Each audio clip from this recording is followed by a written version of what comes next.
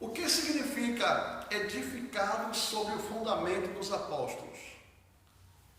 Será que o apóstolo Paulo estava dizendo que ele era o fundamento? O que significa a pedra angular?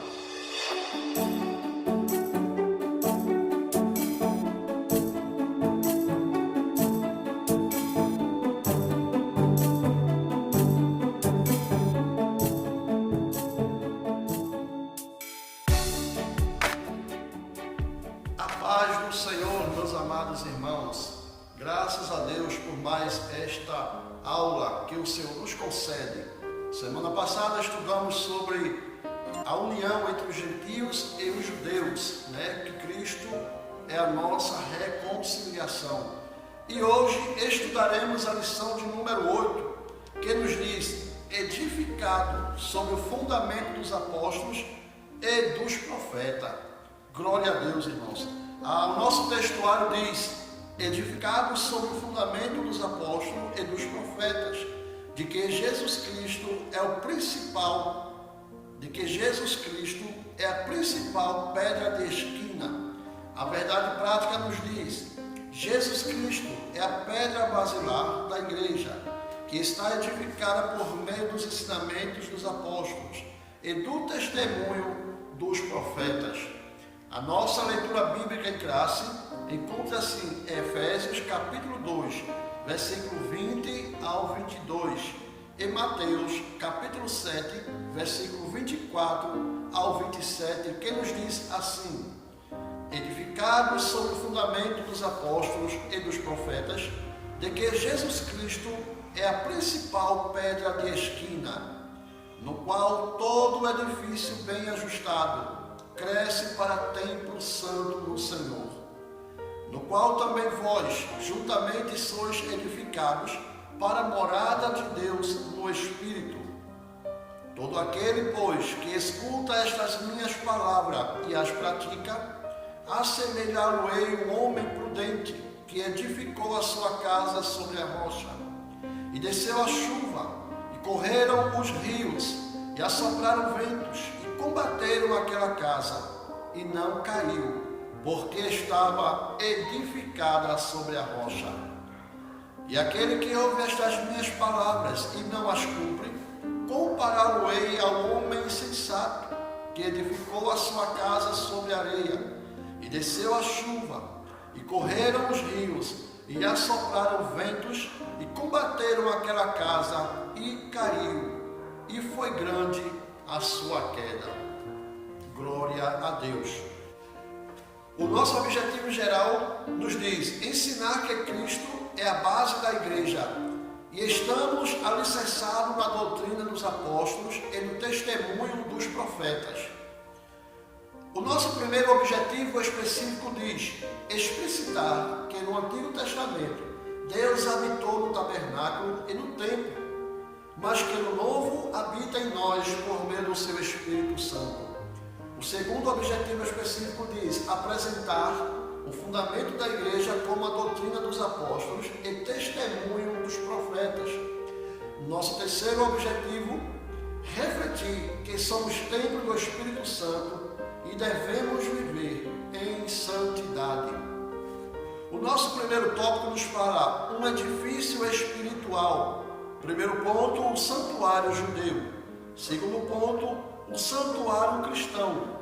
O terceiro ponto, a pedra angular. O quarto ponto, Cristo, a pedra principal. O nosso segundo tópico tem por título o fundamento, apóstolos e profetas. O primeiro ponto fala do conceito de apóstolos. Segundo ponto, a doutrina dos apóstolos. Terceiro ponto, o testemunho dos profetas. O nosso terceiro tópico fala edificados para a morada de Deus. Primeiro ponto, edifício bem ajustado. Segundo ponto, templo santo no Senhor. Terceiro e último ponto, morada do Altíssimo. Glória seja dada ao nome de Jesus. Meus amados irmãos, você que me escuta, que está nos acompanhando, agradeço pela honra, né, pelo carinho de estar assistindo a mais esta videoaula, né? Peço que nos acompanhe, abra sua Bíblia e acompanhe comigo, vamos conferir. Se você tiver a sua lição, né, também deixa ela aberta para que a gente possa assim estudarmos juntos, né? Este é o nosso objetivo, irmãos. Em meio a esta pandemia, onde muitas igrejas, né, na sua maioria, estão fechadas, mas nós temos um compromisso de nunca parar, irmãos, né? E a gente, de uma forma ou de outra, estamos interagindo com os nossos irmãos, né? Os alunos das EBDs, professores, né? Superintendentes, dirigentes, pastores, né? Todos que estão apoiando esta obra e de alguma forma também estão estudando junto com a igreja do Senhor, porque nós somos templo de Deus e este templo ele não fechou. Glória seja dada ao nome de Jesus. Amados irmãos, a nossa leitura bíblica, a gente de início percebe-se que o autor, o nosso pastor Douglas Batista, né, grande homem de Deus, que tem nos trazido um excelente estudo da carta aos Efésios, né, ele começa, a gente vê aqui no versículo 21, ele fala que no qual todo edifício bem ajustado ele cresce, né, para templo no Senhor, no qual também vós juntamente sois edificados para morada de Deus, né? Você observa que nós vemos aqui 3 estágios da nossa vida espiritual: edifício, templo e morada. Edifício fala de construção, né? Onde tem ali os seus trabalhadores que juntamente edificam aquela obra. Templo fala de um lugar visitado, é um lugar que é visitado. Morada fala de um lugar aonde Deus habita. Ou seja, não basta ser apenas edifício, tem que também ser templo, mas também não basta ser apenas o templo, tem que ser também a morada, glória a Deus, aonde o Espírito Santo ele esteja presente, habitando. Glória seja dado ao nome do Senhor. Ainda a gente vai ver, irmãos, que dentro deste conceito, no livro de Efésios capítulo 2, né, é onde estamos estudando a nossa lição. No versículo anterior, nós vamos ver que o apóstolo, ele retrata a seguinte expressão, referente aos crentes de lá, né, de Éfeso. O versículo 19, recapitulando: assim vocês não são mais estrangeiros e peregrinos, mas concidadão dos santos e membros da família de Deus, né?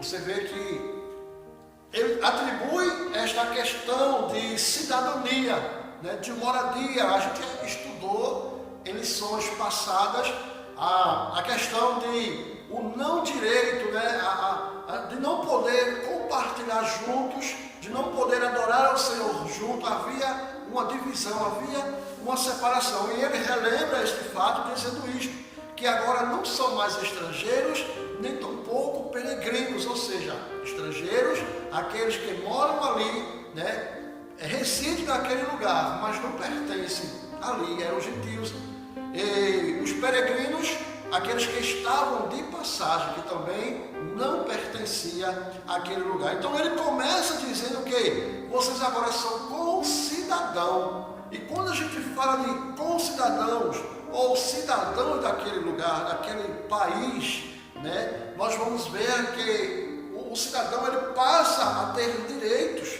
e nós estudamos muito bem sobre isso, né? E dentro da questão cidadão, irmãos, o apóstolo Paulo sabia muito bem o que estava falando, porque ele possuía a cidadania romana, né? E quando ele fala isso, ele sabe muito bem o peso que esta palavra tem. Por quê? Porque ser cidadão romano naquela época era uma posição elevada, era uma posição de privilégio, né? Atos 22, o versículo 25, a gente vai ver que Paulo ele livrou-se de ser açoitado quando ali ele expõe a sua cidadania romana. Eles não podiam ali castigá-lo mais, né? A gente vai ver que até a morte de um cidadão romano era diferente. Ele não podia de forma alguma morrer de morte de cruz, mas ele era decapitado, tinha que ser uma morte rápida, para que ele não viesse a sofrer tanto. Então, dentro desse assunto, nós vamos ver também que ele agora atribui essas questões, essas palavras, né, de edifício, de templo e de morada, se tratando de uma construção. E quando a gente vai ver no capítulo 7 de Mateus, o nosso pastor Douglas Batista achou por bem de sincronizar estes textos, a gente vai ver que o Senhor Jesus, ele fala de uma construção, né? A diferença é que um construiu uma casa na rocha, como você vê aqui na imagem ao lado. Foi construído uma casa na rocha, em que os ventos, a chuva, os rios, né, houve alagamento, as correntes daquela enchente derrubaram a casa que estava firmada na areia, né? Mas na rocha ela permaneceu. Aqui você está vendo a ilustração, uma casa feita na areia, né? E aqui ao lado a casa feita na rocha. E a gente vai ver que a da rocha, Jesus disse que ela não caiu, porque estava firme na rocha, mas a da areia caiu porque estava feita sob areia. E o que nós aprendemos com isso, irmãos? O que nos traz de aplicação para a nossa vida pessoal? Os mesmos fatores adversos da natureza ocorrem com as duas casas, da mesma forma, como a chuva, como o vento, como o rio. Mas qual a diferença entre as duas? A diferença está no fundamento, né? No fundamento em que ela foi edificada. Ou seja, para que você permaneça, para que você não se abale, para que a sua fé não venha desmoronar em meio às situações adversas da vida, né, da tempestade da vida, o que vai te sustentar, o que vai te dar força, o que vai te dar garantia da permanência é a tua base, é onde foi alicerçada a tua construção, né? E nós vamos aprender aqui na revista, nesta leitura, nesta matéria, que Cristo, ele é a nossa base. Então, Jesus estava dizendo, se a sua fé, se a sua casa espiritual estiver edificada sobre a rocha, que é Cristo Jesus, a tua casa, ela jamais cairá. Glória ao nome do Senhor Jesus. Continuando, né? Nesta lição nós estudaremos, como já foi lido, Efésios capítulo 2 e o versículo 20 ao 22, né? Onde Paulo ali utiliza essa metáfora acerca do edifício, né? E desta palavra ele nos traz ensinamentos profundos sobre a igreja, irmãos, né? A nossa introdução nos diz assim: por meio da reconciliação efetivada na cruz, Cristo formou a igreja. O apóstolo Paulo a compara com um edifício em construção. A pedra angular desta edificação é Cristo, e o fundamento é a doutrina dos apóstolos e o testemunho dos profetas. Assim, há o propósito divino de que sejamos o templo santo do Senhor, a morada do Altíssimo. Nesta lição, estudaremos cada um desses aspectos. Glória seja dada ao nome de Jesus. Quando a gente fala de edificado sobre o fundamento dos apóstolos, a gente se depara com a palavra edificar. O que significa edificar-nos? Significa que é aquilo que é levantado, aquilo que é construído, aquilo que é erguido, né? Mas no contexto que nós estamos abordando, essa palavra ela refere-se não à construção literal, mas espiritual, né? Refere-se à igreja e de forma mais específica a cada crente em Jesus, irmãos, porque nós fomos construídos, nós fomos erguidos, fomos levantados, né? E o termo fundamento pode ser definido como a base ou princípio pelo qual apoia o desenvolvimento de alguma coisa. É aquilo que nós explicamos do que significa explicar. Vamos continuar, vamos para o nosso primeiro tópico. Um edifício espiritual, o santuário judeu. O templo em Jerusalém era o símbolo do exclusivismo de Israel como povo de Deus. 1 Reis, capítulo 8, versículo 16 ao 20. A proibição dos estrangeiros acessaram o templo era um motivo de inimizade entre judeus e gentios. Nós aprendemos isso em outra aula quando falamos da barreira que eles construíram em forma de um muro. Ao reconciliar ambos os povos, Cristo aboliu as leis cerimoniais, desfez as inimizades entre eles e formou uma nova humanidade, a igreja. Assim, o templo judaico perde sua relevância e um novo conceito de santuário é apresentado, Então, quando a gente vai aqui falar, irmãos, acerca do santuário, a gente vai ver que desde o princípio, desde Gênesis, Deus, ele sempre quis se relacionar com o ser humano. Deus, ele sempre quis estar ali, em comunhão, se relacionando com a sua criação. A gente vai ver em Gênesis, no início, que Deus, no fim da tarde, ele ia ao Éden, passeava pelo jardim do Éden, E a gente vê que Deus ali procurava o homem, procurava Adão para relacionar-se com ele, E isto foi quebrado, isto foi rompido após a queda de Adão, A gente vai ver que Deus ele andava com o seu povo. Gênesis capítulo 5, versículo 24. Mas em Êxodo, nós vamos aprender que Deus ele decidiu habitar no meio do seu povo. Êxodo 25, versículo 8. Vamos ler na palavra do Senhor. Vamos consultar a Bíblia. Abra a tua Bíblia, acompanha comigo. Êxodo capítulo 25. E o versículo 8 nos diz assim a palavra de Deus: E farão para mim um santuário, para que eu possa habitar no meio deles. Glória seja dada ao nome de Jesus. Você aí, vê aí que Deus ele ali dando as ordens para Moisés, para Arão como sacerdote ali exercer a sua função, porque Deus queria agora habitar no meio dele. E outras lições nós estudamos, veio com a ilustração do tabernáculo e ao redor todas as casas, todas as tendas dos israelitas, simbolizando ali que Deus estava no meio do seu povo. Esta sempre foi a vontade de Deus, Deus habitou no tabernáculo, Êxodo 40, versículo 34 ao 38, você vai ver que a glória de Deus ali descia no lugar santo dos santos e enchia todo aquele lugar, O povo tinha medo, o povo não podia, de forma alguma, entrar naquele lugar. Apenas Arão, que tinha sido separado por Deus para ali entrar, interceder por si, interceder por nós, representando assim o sacerdote Cristo Jesus lá na frente. Em Hebreus, que a gente vai ver no livro de Hebreus, que ele está à direita de Deus como sumo sacerdote, intercedendo por mim e por você. Glória seja dada ao nome de Jesus.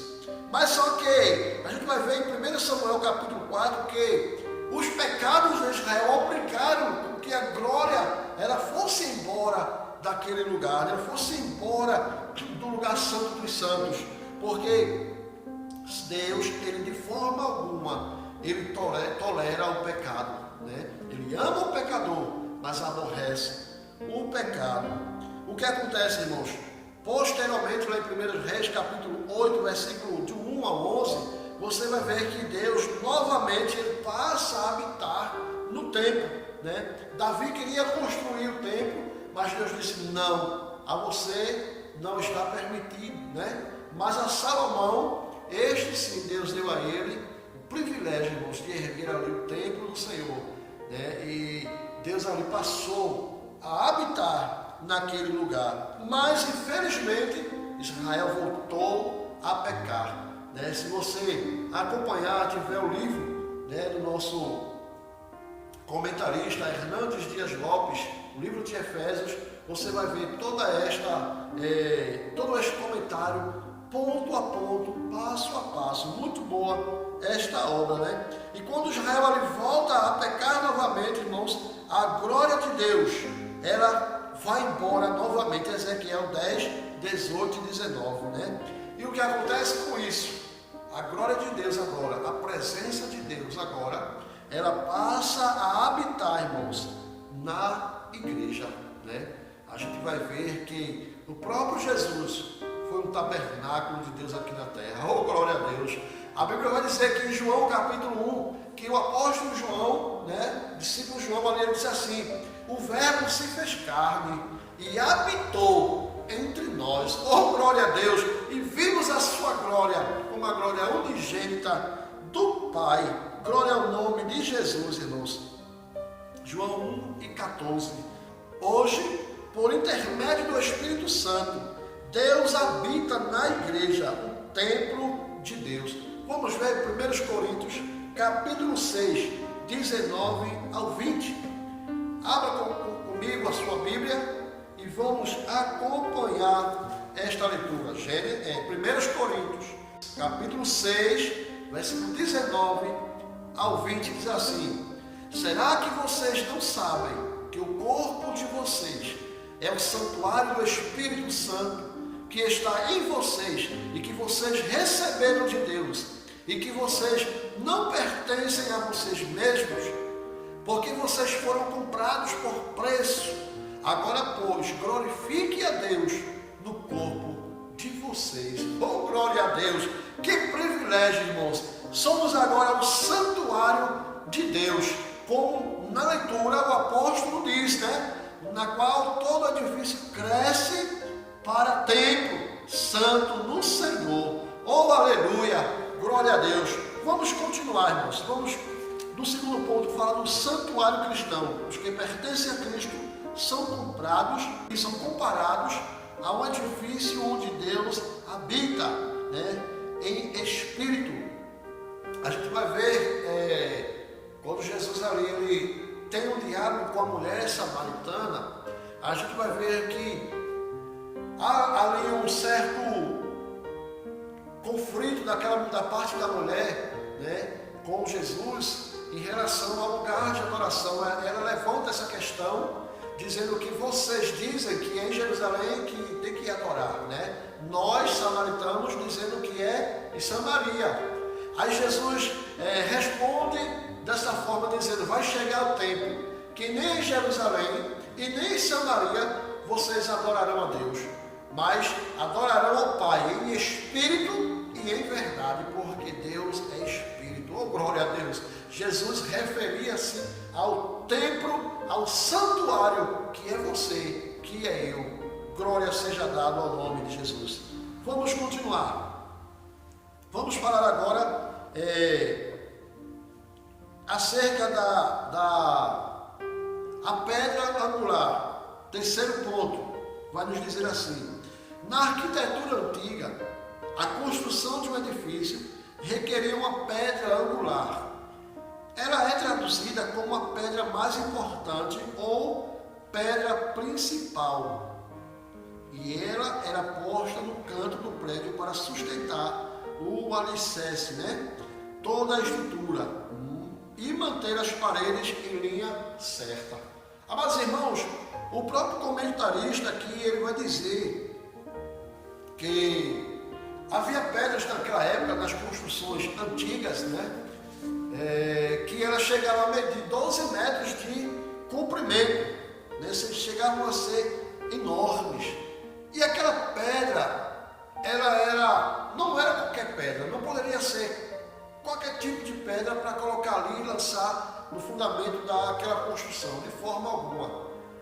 Aquela pedra, irmãos, ela tinha que passar pelas mãos dos engenheiros da construção civil na época, né, para avaliar, para trabalhar aquela pedra, né, de forma que deixasse ela perfeita para aquela fundação. E depois que aquela pedra era lapidada, que ela era trabalhada, né, ela era colocada ali na base, né, porque ela serviria de sustentação para todo o prédio, para todas as outras pedras que vinha posteriormente.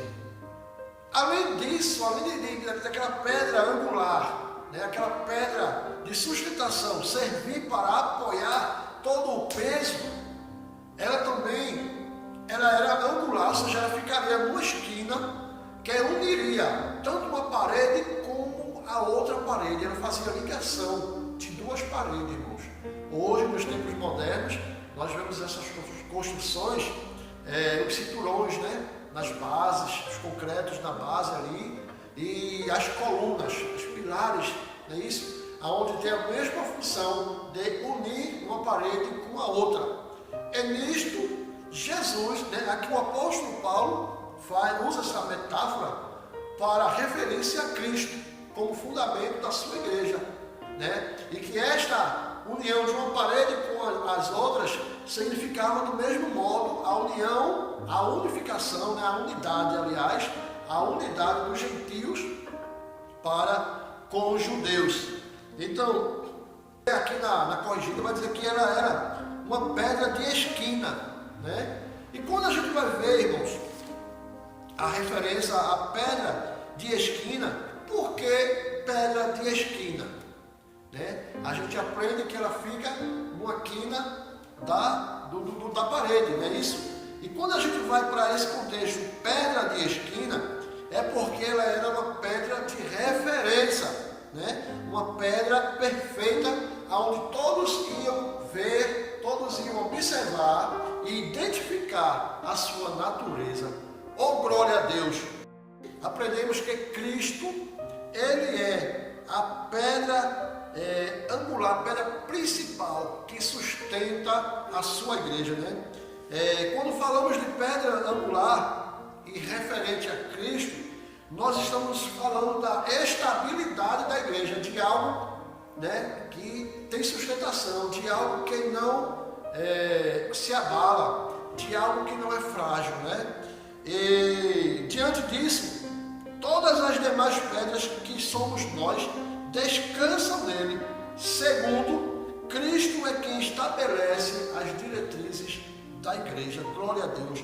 Todas as pedras, para que fiquem firmes neles, devem estar ajustadas a ele. E terceiro, Jesus, ele é o responsável pelo crescimento da igreja, pois à medida que estamos nele, somos por ele edificados. Glória seja dada ao nome de Jesus. Eu me lembro de quando Cristo falou com o apóstolo Pedro, se não me falha a memória, Mateus capítulo 16 e o versículo 16. O Senhor ali perguntou a Pedro: e vós, quem dizeis que eu sou? Né? Abra sua Bíblia, Mateus capítulo 16 e o versículo 18.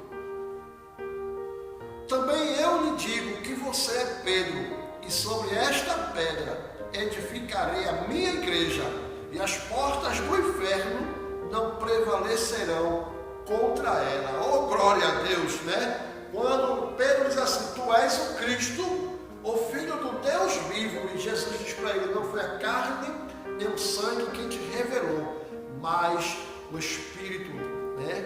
Oh, glória a Deus. Aí ele diz assim: também eu te digo que tu és Pedro. No original grego é Petros, que é pedra pequena, né? Segmento de pedra.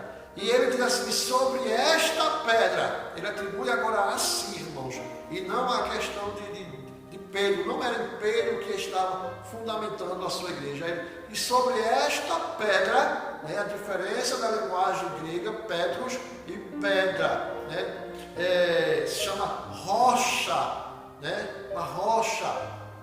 E ali a gente vai ver que ele estava dizendo que a igreja que seria firmada nele, nem as portas do inferno, nem os laços da morte conseguiria vencê-los. Oh, glória a Deus! Quando a gente fala de porta, irmãos, a gente vê que ali a porta é algo que representa defesa, né?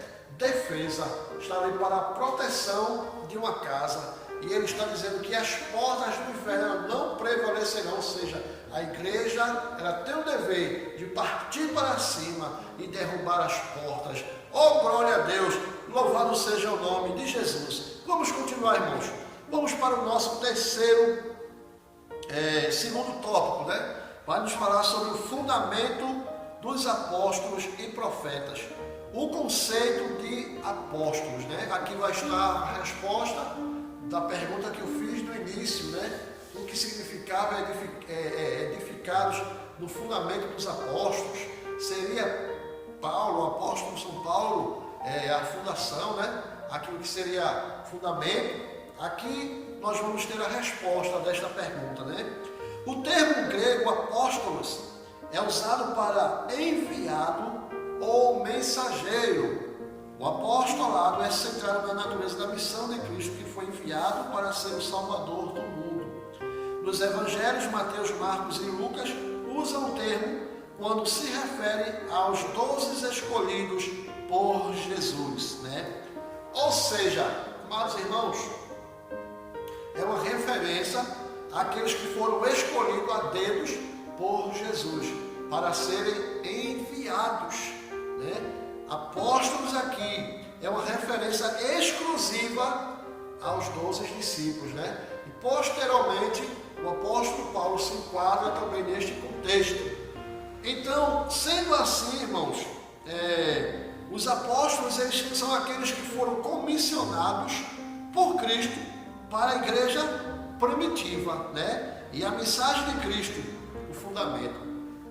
Há quem diga hoje ser apóstolo, né? Mas com convicção. Em nenhum momento, irmãos, essas pessoas que se dizem apóstolos, né?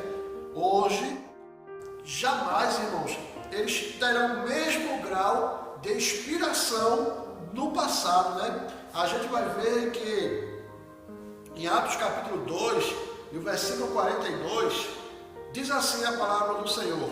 Abra sua Bíblia, vamos para a Bíblia, vamos ler a palavra de Deus. Atos 2 e 42, veja o que nos diz. E perseveravam na doutrina dos apóstolos e na comunhão, no partir do pão e nas orações.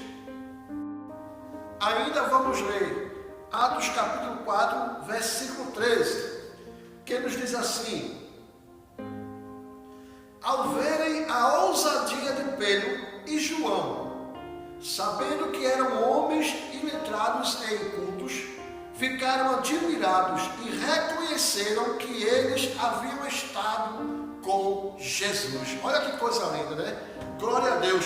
Ao verem a ousadia dos apóstolos e Pedro pregando, né, com autoridade, irmãos, diz aqui claramente que eles logo perceberam que eles haviam estado com Jesus. Oh, glória a Deus. Então, a gente vê o grau de inspiração, né, que aqueles homens que foram enviados por Jesus para a divulgação, né, do Evangelho, das boas novas, como era, irmãos, é algo elevado.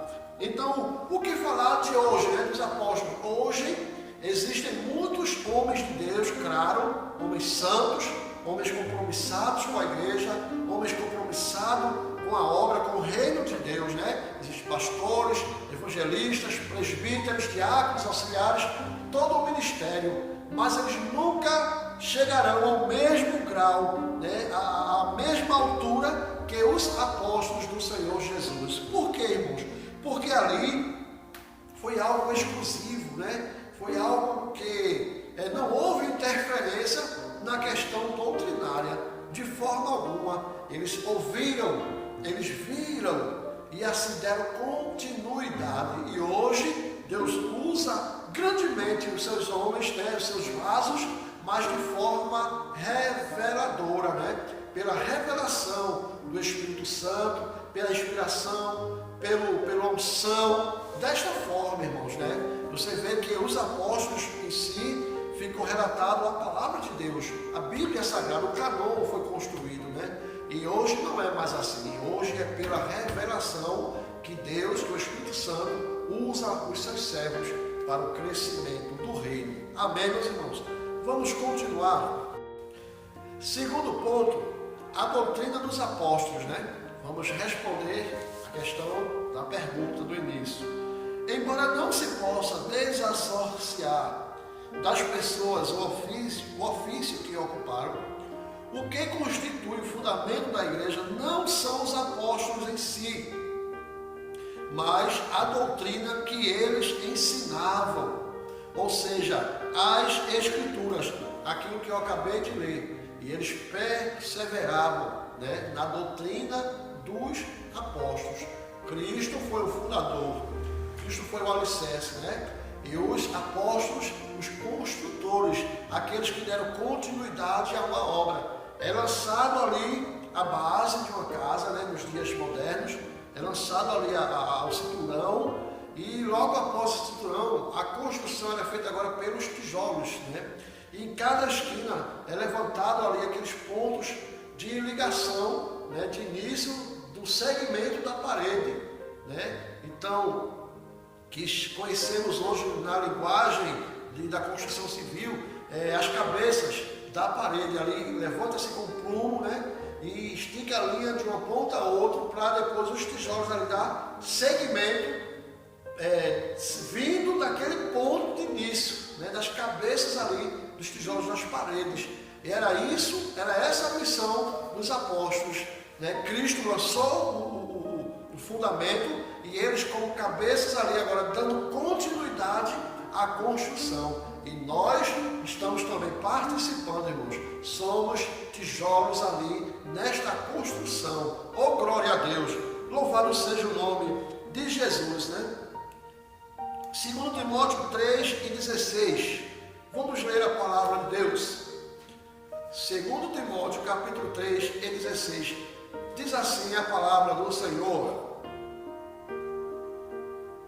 toda a escritura é inspirada por Deus e útil para o ensino, para a repreensão, para a correção, para a educação na justiça.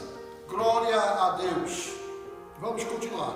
Os apóstolos receberam a doutrina diretamente de Cristo, aquilo que eu falei, sem interrupção, né? Eles ouviram diretamente de Cristo, eles viram pessoalmente, de forma ocular, a Cristo ensinando, né, para que ali eles dessem continuidade no Evangelho. Romanos 6:17.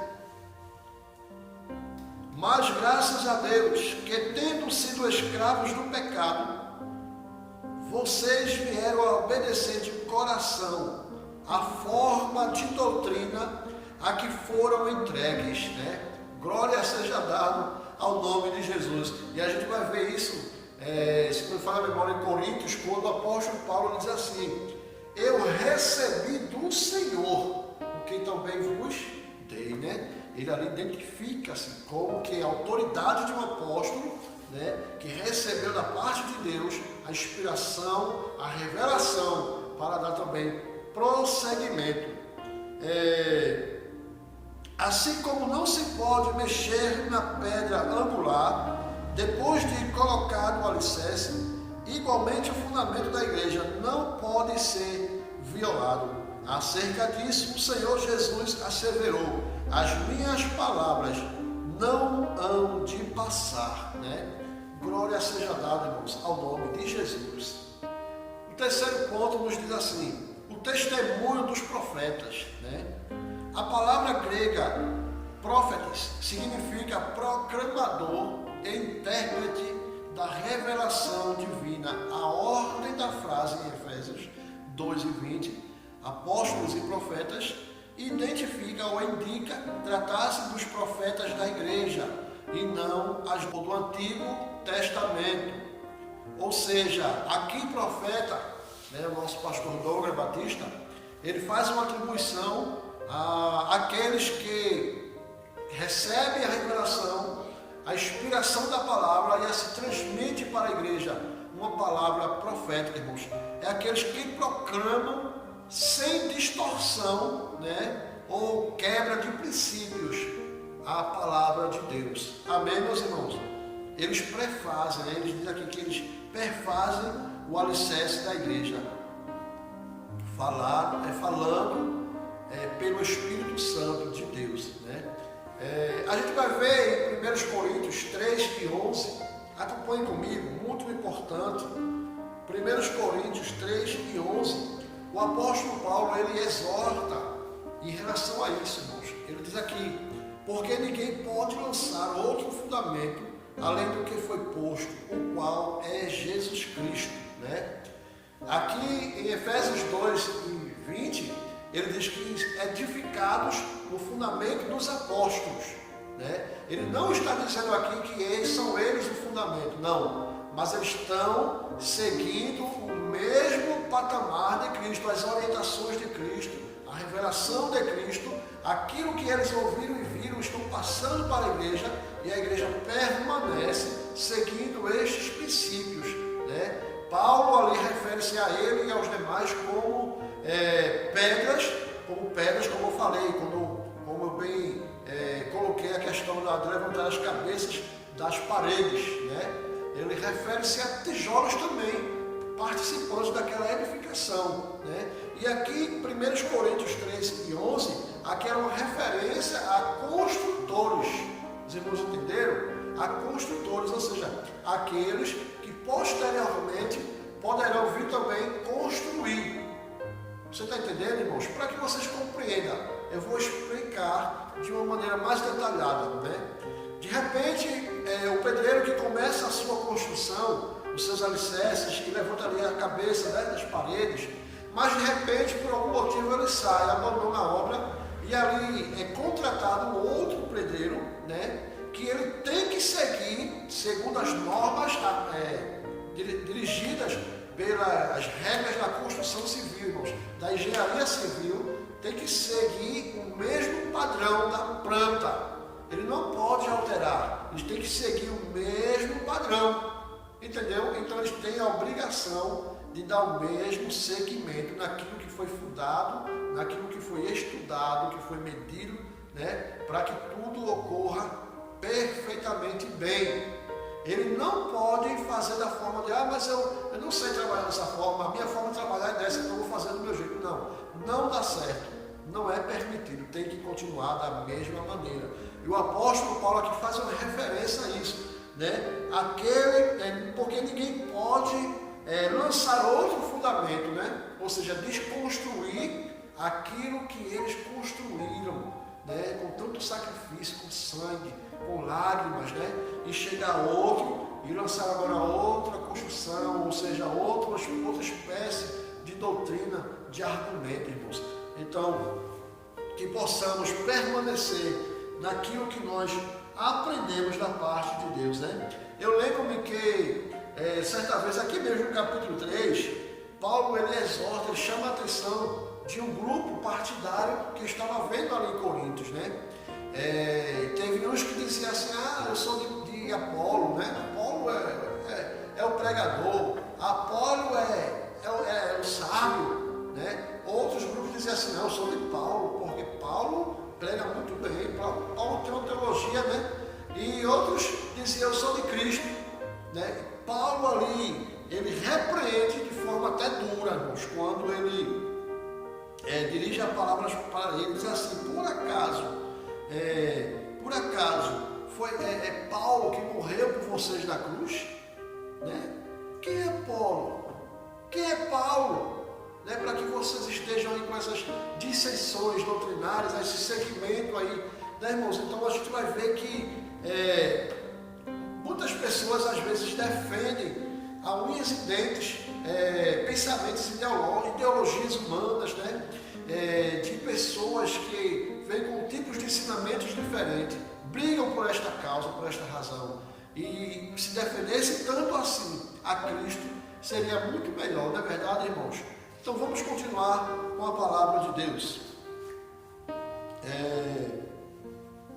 O terceiro tópico: edificados para a morada de Deus. O primeiro ponto diz assim: edifício bem ajustado. Edifício bem ajustado. A expressão todo edifício bem ajustado, ele cresce, indica um processo contínuo de desenvolvimento dos crentes, assim como todas as partes do edifício precisam estar harmônicas, né? Ou seja, quando aqui fala de um edifício bem ajustado, irmãos, ele está falando que segue todas as diretrizes, como eu falei agora há pouco, né, da engenharia civil. Ele tem que seguir os mesmos padrões que está na planta para que esteja ali perfeitamente bem, tudo ajustado. E aqui diz que quando se encontra nessa condição, seguindo todos os padrões, né, do projeto, ele cresce, né? Oh, glória a Deus!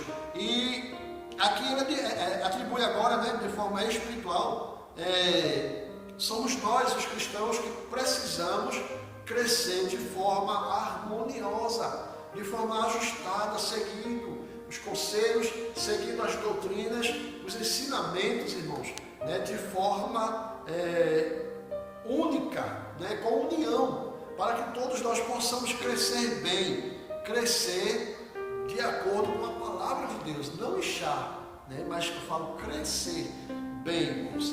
Então, Colossenses capítulo 2 vai nos dizer assim, a palavra de Deus. Abra a tua Bíblia, Colossenses capítulo 2, versículo 2, diz assim a palavra do Senhor: faço isto para que o coração deles seja consolado e para que eles, vinculados em amor, tenham toda a riqueza da plena convicção, do entendimento, para conhecimento do mistério de Deus, que é Cristo. Oh, glória a Deus! Paulo aqui expressando que ele faz tudo isso, irmãos, para o crescimento deles, né? Para que o coração deles seja consolado em Cristo Jesus e para que sejam vinculados, né, em amor, tem uma riqueza, crescendo em harmonia, em amor, irmão. Vamos também ler 2 Coríntios capítulo 13 e o versículo 11. 2 Coríntios capítulo 13 e o versículo 11. Vamos ver o que o apóstolo Paulo ele nos fala nessa palavra. Capítulo 13, versículo 11. Quanto aos mais irmãos, a Deus, procurem aperfeiçoar-se, consolem uns aos outros, tenham o mesmo modo de pensar e vivam em paz. Que palavra gloriosa, irmãos. Que palavra, né? Quanto a vós, irmãos, a Deus, ele despedindo-se da igreja de Corinto, né? Procurem aperfeiçoar, ou seja, aprender mais, crescer no conhecimento, né? Melhorar, desenvolver o fruto do Espírito Santo, em boas obras, né? Aquilo que eu falei agora, porque é harmonia, em amor, console-se uns aos outros, tenham o mesmo modo de pensar. Oh, glória a Deus! Esta era a diferença dos crentes primitivos de Atos capítulo 2, né? Eles partiam o pão, perseveravam na doutrina dos apóstolos, mas também diz que eles tinham tudo em comum. Oh, glória a Deus! Eles estavam cumprindo, irmãos, esta palavra aqui, consolando um ao outro e vivendo da mesma forma no modo de pensar, né? Vivam em paz. Se todos nós seguíssemos de acordo com esta palavra, seria muito melhor. O segundo ponto diz assim: templo santo no Senhor. Aqui tem uma palavra muito gostosa, muito, né, uma expressão muito linda, irmãos, para a gente aprender. Diz assim: a palavra aqui usada para templo é o vocábulo naon, que designa o recinto interior, lugar santíssimo, ou seja, o lugar do encontro do sumo sacerdote com Deus. Todavia, a analogia paulina não se refere a uma estrutura material, mas sim ao crente que se tornou templo santo, conforme a gente leu em 1 Coríntios 13:16. Não sabeis vós que sois templo e morada do Espírito Santo, templo de Deus e morada do Espírito Santo?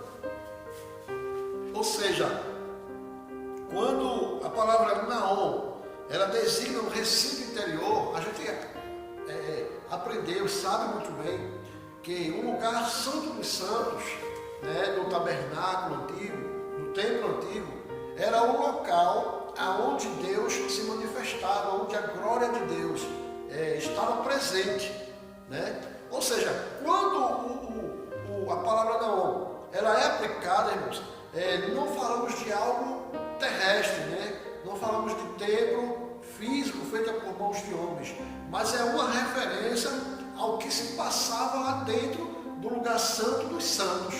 Ou seja, aplicando para a nossa vida espiritual, como somos templo e morada do Espírito Santo, é uma referência ao que acontece dentro de mim, ao que acontece dentro de você. Oh, glória a Deus! A manifestação da glória de Deus, irmãos, tem que estar presente o tempo todo. Lembra quando eu falei lá no início a questão de que não basta ser apenas edifício, que também tem que ser templo, mas que também não basta apenas ser templo, tem que também ser morada. Oh, glória a Deus! E quando assumimos esta postura de morada do Espírito Santo de Deus, algo vai acontecer dentro de nós.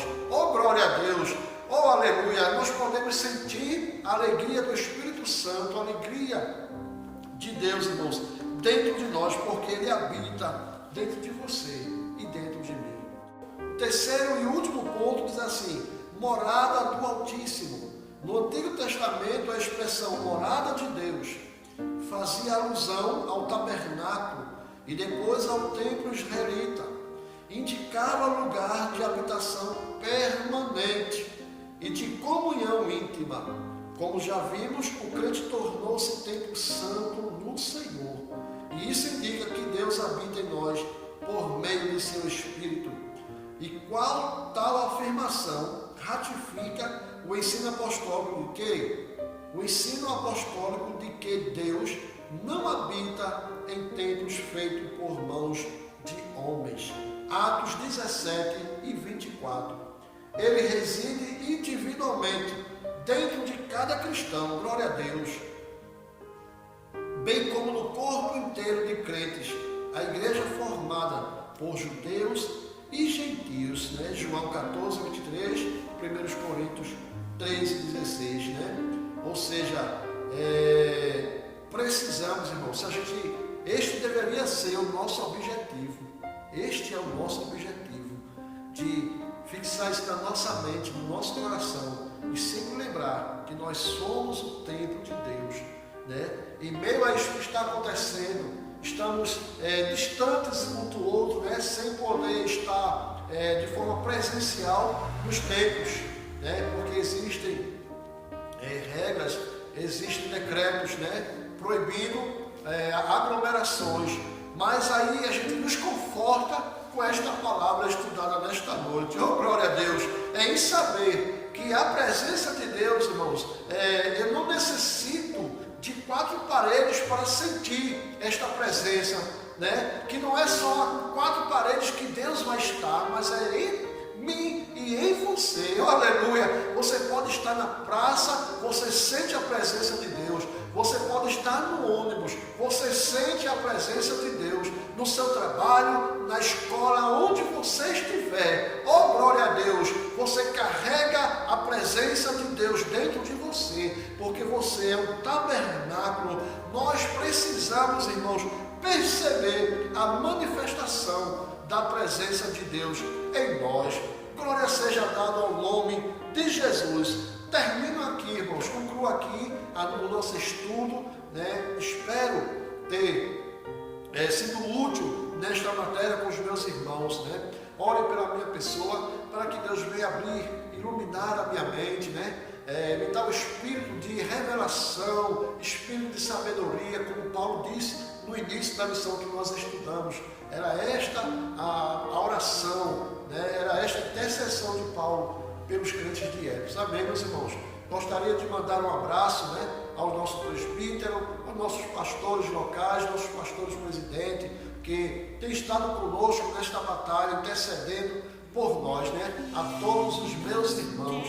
Quero também mandar um abraço para a nossa irmã Nilda, né, ali no grupo Deus é Fiel. A todos vocês que estão me assistindo agora neste grupo, Deus é fiel, irmãos. Oh, glória a Deus. Receba o abraço de Deus na tua alma. Sinta a presença de Deus dentro de você e se alegre. Aleluia, porque quem está em você é o Espírito Santo de Deus. Amém, meus irmãos? Que Deus abençoe a todos vocês.